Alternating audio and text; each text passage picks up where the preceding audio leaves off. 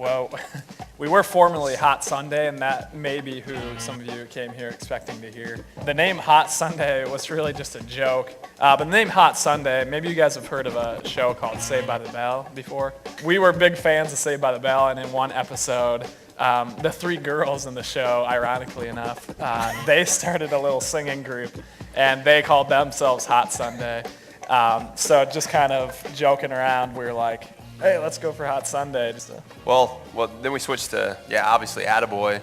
And that was kind of an interesting process. We probably started thinking about names. Hundreds of them. Like probably back in October. We switched actually in February.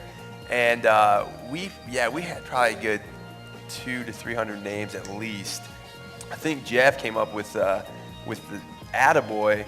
We thought a catchy name. It was still fun. We liked the funness of Hot Sunday, but we just wanted something a little bit more serious. But we felt like this was a little bit more serious, and it also kind of has a good connotation. Like it's kind of a slang for good job, and obviously like we're here playing, and our hearts are want you guys to be encouraged, and we want you to be like, hey, you guys are doing a good job. Keep pressing on. Don't give up.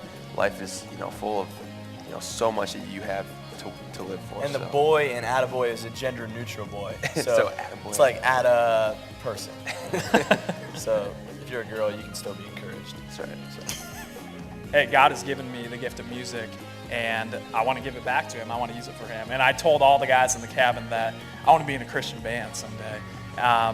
So, I mean, like, even at the age of, what are sixth graders, like 11, 12-ish, I was already starting to feel that. And of course, I would never have, a glimpse of how realistic that could be until later. But even just as early as an 11 or 12-year-old, I was already starting to feel, the tug on my heart of using music to give back to God, to glorify Him.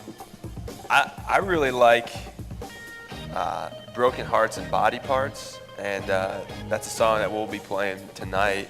I think it's got a good message. I think it just, for me personally, like where I am in my life, like God's really been kind of like saying, hey, don't be afraid to take risks. Don't be afraid to like trust me. Don't be afraid to step out on a limb of faith and, have me catch you.